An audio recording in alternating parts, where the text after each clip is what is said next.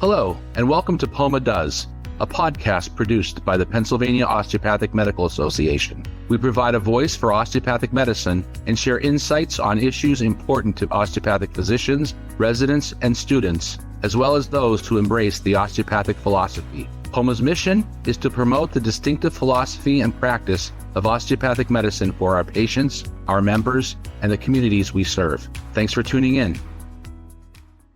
Hi, everyone, and welcome to yet another edition of POMA's podcast. My name is Dr. Angela Zawissa. I am the Vice President for POMA, and I am also Chair of the Mentor Committee. With me today, I have several physicians who have made some sort of transition in their career, whether it be going back to a fellowship, change from a military career to a civilian career, and other things like that. So we're hoping today to help out those who are looking to maybe think about making a career change. So like I said, I'm Dr. Angela Zawissa. I'm a pediatric hospitalist in Pottsville, Pennsylvania, and I'm going to let the rest of the crew go ahead and introduce themselves. Hi, I'm Karen Arscott, and sorry, I have a power outage at my house, so I'm doing this by candlelight on my hotspot, so that's why I kind of have the mood lighting going on here. I literally just retired, but that's not what I'm here to talk about. I'm here to talk about I did a fellowship many years after finishing med school and residency to do a complete career change, so that's what I wanted to talk about, what it's like, to go back into training after being, a physician for a while. So I look forward to sharing that. Hey, everybody. I'm Angie Jenny. My background is in family medicine, and I was trained at a Air Force family medicine residency. So I had some transition going from active duty Air Force life to civilian life. I guess now 12 years ago. And since then I had other transitions. I went from family practice to urgent care. And then now I actually have an administrative position working for a Medicare administrative contractor working on medical policy writing. So I've had many transitions from place to place. We've moved so many times, but now settled back in Pennsylvania, which is nice. So yeah, I have a lot of experience with transitions. So happy to share. Well, thanks so much for joining us tonight. My name is Scott Naftalin. I'm a physiatrist and pain medicine specialist in the Lehigh Valley. And I've been practicing this type of medicine since the beginning of my career in 1994. I've taken on some additional roles, and now I'm the fellowship director within our practice. But I think more importantly, I am approaching retirement age and have been diligently looking at what I need to do and to decide, is 65 when I retire, or do I continue to work indefinitely? And I hope to address some of those issues. And quite frankly, I don't have a lot of answers yet, but can certainly give others some thoughts in what you need to think about when approaching this decision. So again, thank you so much all for joining us. One of the things that I've been thinking about, and for anybody who I work with who might be listening to this podcast, don't worry, I'm not going anywhere. But for somebody that, might be thinking about a career change, what are some of the things that prompted you to decide to either go back to fellowship, no longer active duty, become a fellowship director, and some of the transitions that you've made? What sort of prompted those changes? For me, transitioning from the military to civilian world was, a difficult decision, but at the same time, it was easy because I had a young family. And for me, it was more of a lifestyle change. We wanted to settle down in one location. We had 2 small children. My husband was having to move frequently with me. So it was kind of time for him to further his career, and he had just finished a PhD, so he was getting teaching jobs. So for me, the military to civilian life was prompted a lot by, family circumstances. And that's definitely something to consider when you are thinking about a transition, is obviously what's in the best interest of you and your career, but also with your family. So I think that is definitely one of the things that prompted me, because we were heavily in rotations of deployments at the time as well. And I knew that would be difficult to be away for 6 or 8 months. Those were things that definitely played into my decision to transition from the military back to civilian life. Absolutely. Dr. Naftalin, what are some of the things that prompted your career change? Nevertheless, at 62 years of age, one's approaching quote unquote retirement age in Medicare and Social Security. I retained the quote unquote retirement guy to say, hey, am I on the right path here from a financial perspective? At the same time, friends pass away, people's health turns quickly. It's surprising. There's a lot of things I would love to do. I'm very active physically. I like being in the mountains. I want to travel. But being a private clinician, there's always the issues of overhead and being around and people covering the office. So there's perpetual balance of right now, I feel my skill set is better than it's ever been. And it makes it easier to get through a clinical day than ever. And I feel I have more to offer the patients in the community more than ever. But at the same time, I don't know if it allows me to do the things that I want to do. And at some point, with this whole burnout issue and putting yourself first and ahead of your patients sometimes is a tough decision. And that's where I'm approaching at this point. And I've at times thought I would retire early. And at other times I thought I would work to the day I die. And I still haven't figured out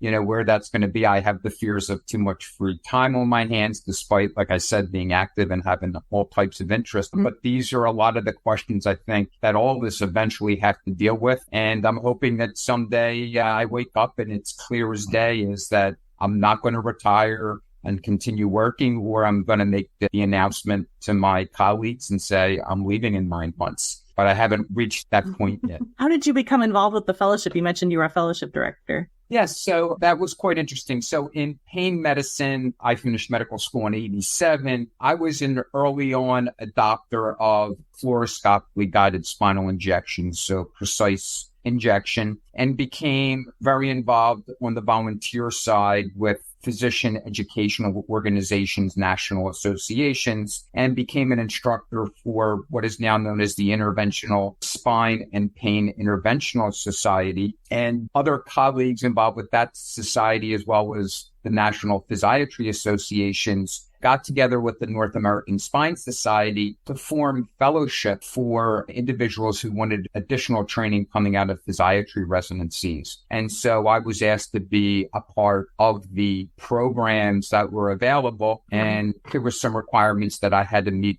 to qualify, but having met those qualifications, we were able to start a fellowship. And so annually, we have a new resident coming in to do an additional year of training with us. That's fantastic. So I started in osteopathic manipulative medicine, neuromuscular medicine. I'm board in that and had a wonderful career. And I really loved it, loved my patients. Started having trouble with my hands. It was physically demanding. And I just developed arthritis in both my hands and had to transition more into education at that point. So I was working in education. I really loved working with the students. And after a number of years, I did work clinically. They wanted us to work clinically. I was working at the Geisinger Commonwealth School of Medicine here in the Scranton area. And they wanted us to work clinically, at least part-time. So, I was working at the Department of Health TB clinic, which was nice. And then I transitioned. I had a friend who opened a Suboxone clinic, and she was the only one in the area who was accepting Medicaid. And so she was inundated with patients. So I said, well, I'll get my X waiver and I'll come and work with you, which is what I did. But I fell in love with the patients. I fell in love with the practice of addiction medicine. And that's what prompted me to, at the age of 60, go and do a fellowship again in addiction medicine. I have to say, you do have to take a lot of things into consideration. Re-entering training, with the hours that it demands, the family had to agree to it because I was away. I was on call. I was working long hours again. But it was only for 1 year, a fellowship. So for 1 year, I think you can do almost anything. And I just learned so much. And I really enjoyed the fellowship because it was fun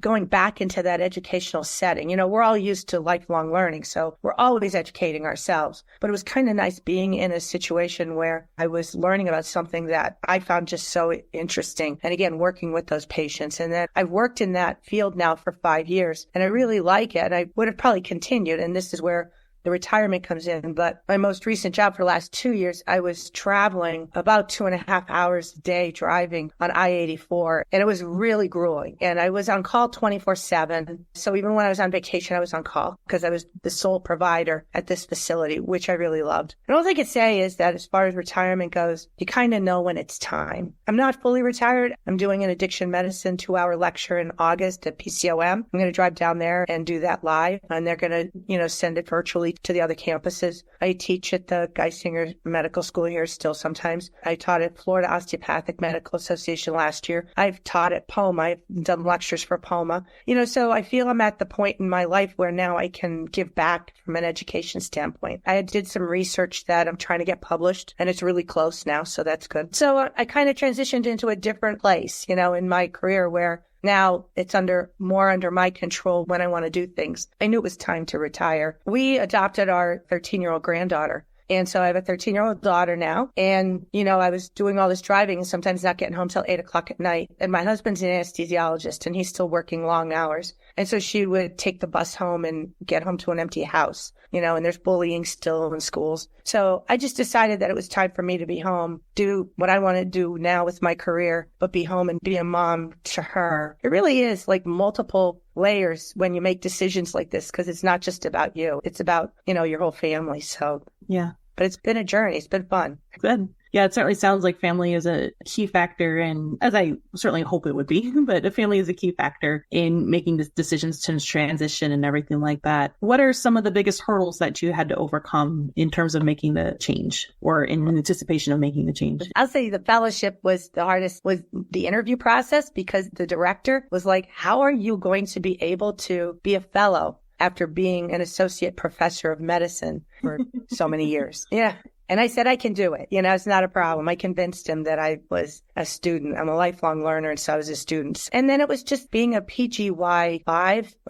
It was kind of interesting, so I had to go to orientation there with all the little kids. So it was kind of fun. It was very enjoyable, actually. Dr. Jenny, Dr. Naftalin, what are some of the hurdles and barriers that you had to work through in order to make these changes? For me, I guess just coordinating all the people and places in your life and moving, of course. It is a lot different as far as transitioning. And I mean, from military medicine to civilian medicine is totally different. Learning sort of more working for an organization was different than working for the Air Force. And then now in my current job, working for a Medicare contractor, that was like a whole new niche in medicine that I didn't really even know existed exactly. So that was like learning a new language, learning, Medicare guidelines and how that works, and then putting together research and writing policies and on new equipment. So your mind changes, the way you're thinking. And so it's just challenging in that, you have to be learning so many new things and during a transition, and just be a little bit flexible and just keeping yourself from being concerned about not knowing everything, right? Because you don't. Every time you make one of these transitions, you sort of have to be patient with yourself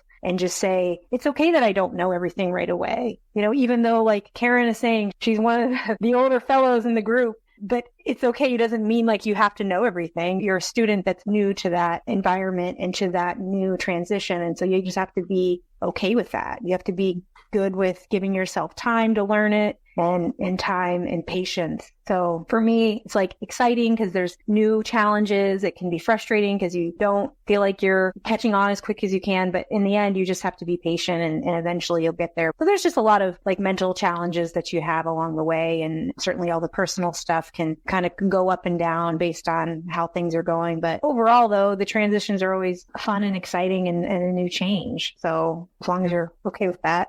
I'm always impressed by people that do make changes, because I am one that for sure does not do well with change. I've been in my current position for 13 years. I have no desire to to do anything differently. I mentioned moving and I shuddered because that sounds terrible. So I'm impressed with people that are able to adapt quickly, because I certainly don't have that skill. So Dr. Naftalin, any barriers in the career changes that you've made that, might be applied to other types of transitions? Certainly. So with the fellowship, that's certainly added responsibilities. And I feel responsible to the fellow who's with us, as they're taking another year of their lives where they're going to take lower income, still be somewhat subservient, not being in practice at that point. So it certainly took time away from other things that I like to do, maybe time with the family, time away from my clinical hours. But the bigger issue has now been with retirement and thinking about that. It's easy for me to educate myself, get a book, hire an advisor, a consultant, to look at different things, be it how am I going to do my health care in the future with insurance and having enough money and so on. But I'm leaving behind in my private practice an office where we have employees that are really a second family to me. They depend upon the jobs and they have their families. And so being the primary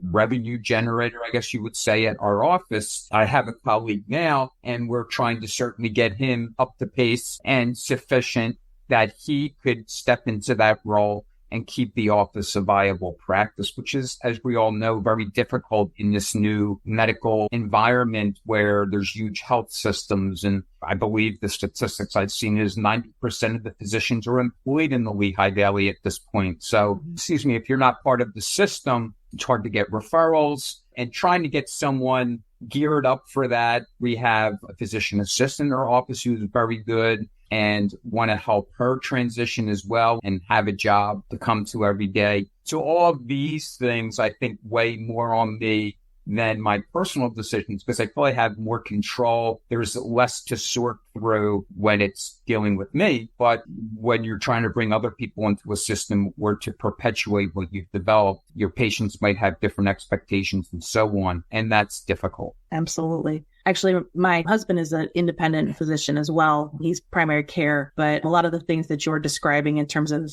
challenges regarding independent practice is certainly something that we are familiar with here in the Zawissa house, employees and all that stuff that you've mentioned. I hear you. Is there anything that you guys have come across in terms of trying to decide or, any tools over the last several years of your career in specifically related to your transition, that things that you found that helps, that worked well, little tips, tips and tricks for those who are thinking about making the change? Dr. Assoc, we can start with you. So I think the only thing I would say is, you get one life to live, so you'll be happy in it. And I think that what I want to say is if there's something in medicine that's drawing you that you say, I really want to do that. I want to work with that patient population. Then, give it some thought and everything, but don't be scared. We've all talked to physicians who are so frustrated with their practice, and we've all heard them tell students, oh, you should never be a doctor, all this stuff. That's a terrible thing to be so frustrated, that you just hate going to work every day, So I think if I wanted to say anything, what I would say is you can change. It's not like you have to stay in a practice that you really are unhappy with. You can do something different. It is possible. I think for a long time, we're told you made your decision when you were 24 and now you have to stay with that residency, that practice until you die. And it's not like that, right? I've heard people say that, right? And it's like, it's not true. You really can follow your dream. It does take a little bit, but it's doable. It really is doable. And, I'm very happy with my journey through medicine. And it's not over. I'm retired now, but far from over. So, and if I could expand on what Dr. Assoc mentioned, mine was a little different. So when I first went into private practice, I was with an orthopedic group, which was well known in the area. I won't mention them, but I was there for 5 years and it was time to renew my contract. And I realized that if I stayed there, that one day I'd be miserable and I would look in the mirror and be incredibly unhappy with where I was and what I was part of. And I approached my wife, and we had young kids at that time. And I said, you let me know what you want to do. If you want to stay in the area, I will make it work, which was difficult because we had non-compete agreements, a big issue right now in the legislature and so on, where I clearly was not going to be able to practice where I was. So although I had all these relationships professionally, I was going to have to move out of that whole area to make it work. Or if she said, let's just move, I'll pick up and join her practice somewhere else. That could have been the option, but we stayed. And I woke up every morning with, somewhat of a panic attack about, how am I going to do this? But it was motivation. And it worked out tremendously well for me. But it was the type of thing that if you stay hyper-focused, everybody that's in medicine is a bright individual. They can figure it out. Things that I probably would have done differently. I probably would have earlier on maybe got other professionals involved, accountants, attorneys, and so on a more ready basis as opposed to at the last minute. And that kind of comes into today where I'm approaching retirement. I've been a do-it-yourself investor forever, so I've managed my finances. But then I realized the de-accumulation of retirement is much more complicated than putting your money in the stock market, the 401k at work, in your IRA. And so at this point, the wisdom of being a little older was go out and get this retirement person with ample time to make decisions. So 5 years ago, we got this person and I don't regret it a minute. I have to pay fees that I didn't have to pay before. But sometimes, pay me now or pay me later. And usually the pay me later is a lot worse. That was, in retrospect, a very smart or beneficial move. When you're looking at your life and what's going to make you happy and you're thinking, can I make this change? Is it too hard? Just have confidence in your abilities and in your training and whatever you feel like is going to be your passion in the long term, or maybe it won't be, but you can still try. Everybody is always afraid of doing everything like perfectly and through life, but it's okay to do something a little bit wrong and learn from it. And then it's okay to change your mind. You don't have to always be so concerned about being right that you're not going to be willing to try something new and try these changes and transitions, because in the end, the path is very curvy, right? So I think if you're headed in one direction and suddenly you're like, this was a terrible idea, why did I do this? There are options. That's what's great about having your degree and having experience. The longer you're at it, the more experience you have, that's only helping you in the long term. So I think just try to have confidence in your training and your abilities. And it's okay to be unsure about what you're wanting to do or where you're headed. But, like Karen was saying, look for those passions, look for those things that you're interested in. It's okay to try. And maybe in a year or two, you're like, oh, that was a terrible idea. But, you tried it and now. So I think those are all exciting things. Life circumstances change. I never expected to be in an administrative role. I love seeing patients. That was a really hard thing too. And it was great for my family though. I work from home most of the time. I do travel some, but there are bonuses to things and you never even thought of that career path and it ends up that way and it works out. So I think don't be afraid to try. I think one of the things that would be scariest, someone who is maybe starting to think about a career change, is 4 years of college, 4 years of medical school, at least 3 years of a residency, plus or minus a fellowship afterwards. And then suddenly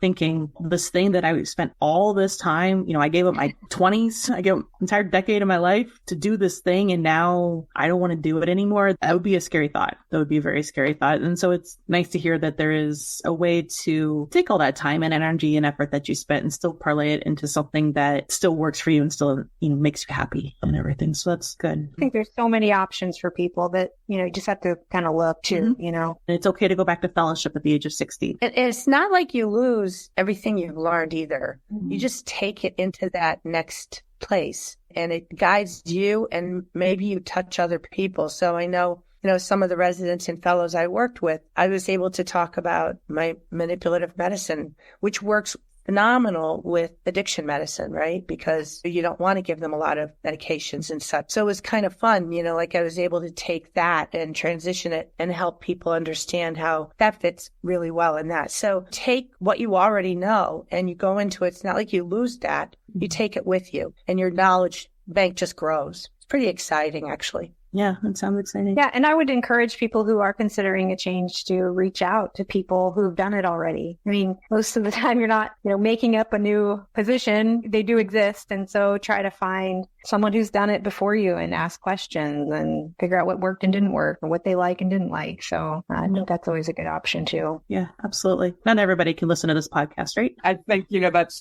we talked about this in our mentorship meeting. That mentorship is not simply we attendings being mentors for medical students and residents. It's about older attendings who have gone through the transition to retirement, or those who are suffering from burnout or looking for other options and really just want to reach out and find resources, traditional resources, not just the internet and social media, to try to figure out what they need to do to get happy again or find the right career for themselves. And so hopefully that mentorship committee can be helpful in that regard. Absolutely. The committee will work on that for sure this year. I think I probably know the answer to this question based on the conversation that we have had so far, but does anybody have any regrets about making any of the changes that they've made? I don't regret any of the path that I journeyed on. Not at all. No, can't say that I have any regrets. I have to agree. I'm happy with where I am at, and the road to it has been enjoyable as well. That's good.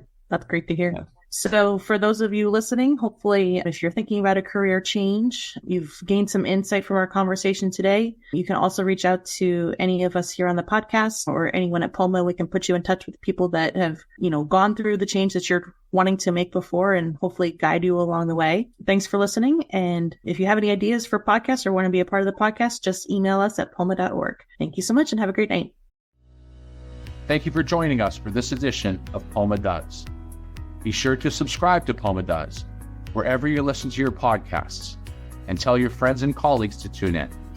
Learn more about osteopathic medicine and POMA on our webpage, www.poma.org,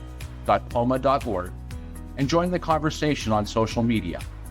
We're on Facebook, Instagram, LinkedIn, Twitter, and YouTube. Or email us at poma@poma.org. We'd love to hear from you.